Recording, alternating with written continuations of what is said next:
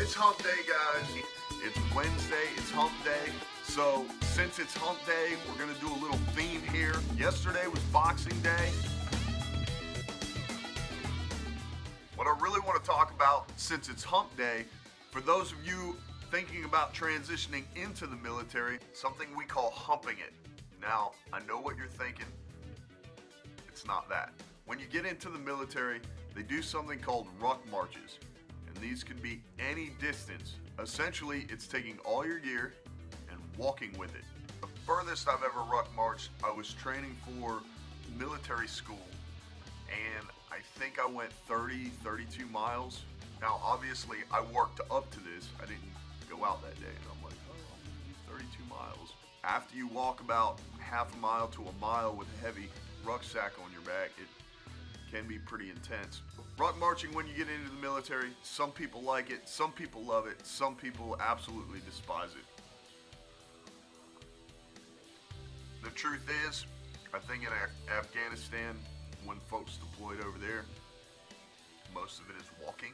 Ruck marching here at your garrison duty station, when you have time to fit it in, whether it's at PT or just for the fun of it, does benefit you in the long run, especially if you're going to deploy to an environment where you have to walk a lot of places. Then you're used to it.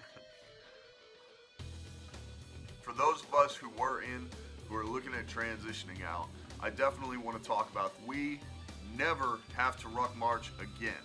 Now, because there's not much conversation there, one of my buddies, Colvin, his grandfather or great-grandfather, I'm pretty sure great-grandfather if I have my timeline right, he was in World War II in the Bataan Death March. And now in White Sands, New Mexico, every year they hold a Bataan Memorial Death March. This year or next year, I'd really love to put together a team and do the Bataan Memorial Death March. It's marathon distance, that's 26.2 miles. A little background on the Bataan Memorial Death March. In 1942, the Bataan Death March was when the Japanese marched 60 to 80,000 Filipino and American soldiers from, it was 4 or 5 different locations, including Bataan, to Camp O'Donnell. There's a little background on what the Bataan Death March is. When you join the military today, you have the amazing privilege to ruck march. Most of the time, 4 to 8 miles. It really depends on your MOS, how much time you have for PT, whether or not you want to do it on your free time. And when you get out, you can do things like carry the load, Bataan Memorial Death March, or sit on the couch. I'm not sure if I'm drinking enough coffee today. While I was still in, another voluntary ruck march I did was carry the load. Here's a picture of that real quick. It was in Dallas, Texas. It was really fun. The thing about carry the load is the distance wasn't set. So you were able to show up and you could run, walk, bike. It was on a trail.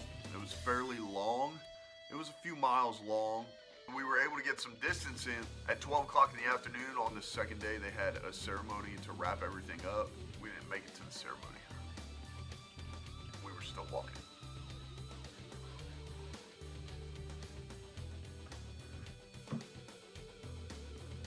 So if you're looking at going into the military, a good opportunity to practice would be to participate in things like Carry the Load, Bataan Memorial Death March, or any local events that might be taking place.